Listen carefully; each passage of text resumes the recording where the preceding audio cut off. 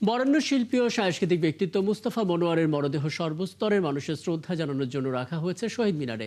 সেখানে তার সহকর্মী, শুভাকাঙ্ক্ষী এবং সংস্কৃতি প্রেমী সহ সর্বস্তরের মানুষ শ্রদ্ধা জানান। এর আগে মুস্তাফা মনোয়ারের প্রথম জানাজা সম্পন্ন হয় বাংলাদেশ টেলিভিশন ভবনে।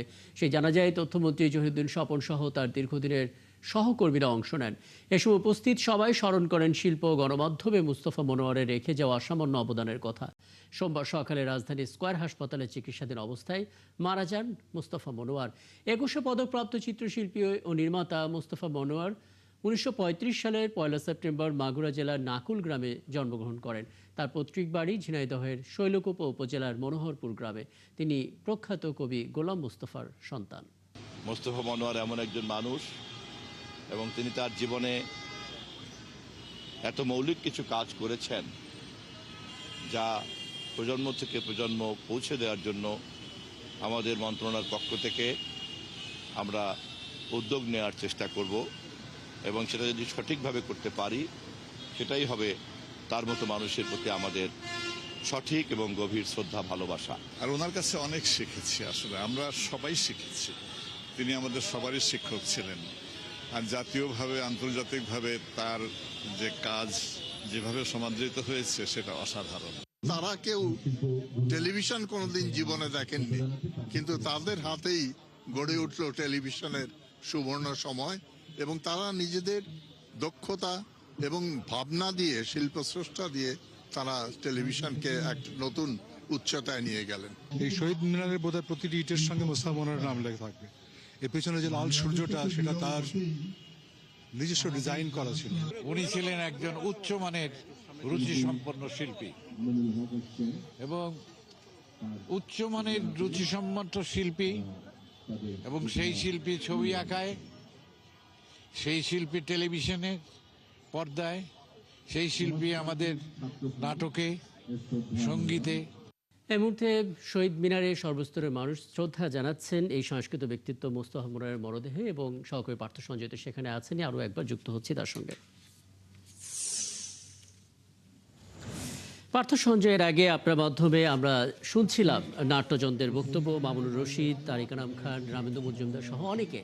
আমরা তারও আগে তথ্যমন্ত্রীর বক্তব্য শুনেছি। অনেকটা সময় গড়িয়েছে, ঠিক এই মুহূর্তে আসলে কি চলছে, দাফনের ব্যাপারে সিদ্ধান্ত কি হয়েছে, আরও একবার জেনে নিতে চাই। আরও একবার বিশিষ্টজনদের কথাগুলো শুনতে চাই আপনার মাধ্যমে। পার্থ।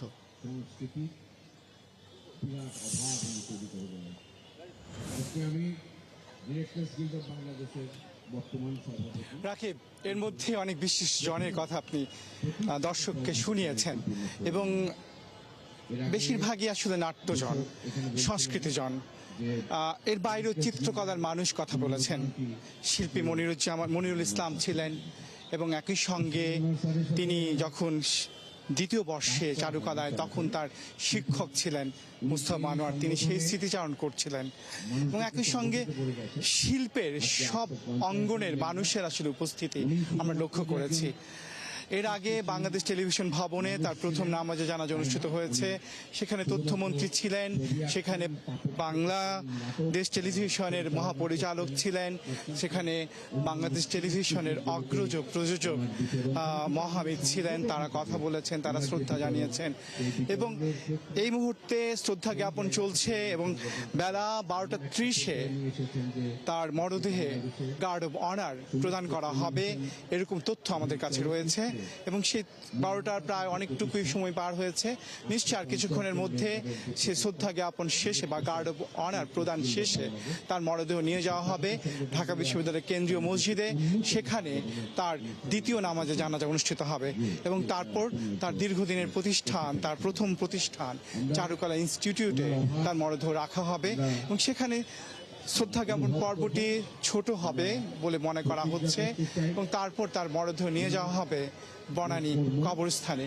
সেখানে শেষ শয্যায় সমাহিত হবেন বরেণ্য শিল্পী, পাপেট ম্যান, চিত্রকর, যাই বলি না কেন, বাংলার শিল্প সুষমার অন্যতম পুরুষ মুস্তাফা মনোয়ার এবং সেই সঙ্গে সমাপ্তি হবে একটি অধ্যায়ের। রাকিব, অনেক ধন্যবাদ পার্থ সঞ্জয়। আপনি তো আছেনই, আপনার মাধ্যমে সেই ছবিগুলো আশা করি আমরা দেখতে পারবো এবং দিন শেষে আপনার মাধ্যমে যে প্রতিবেদনটা পাবো সেখানেও পুরো ছবিটা ফুটে উঠবে। ধন্যবাদ যুক্ত হওয়ার জন্য। সহকর্মী পার্থ সঞ্জয় শহীদ মিনার থেকে যুক্ত হয়েছিলেন আমাদের সঙ্গে।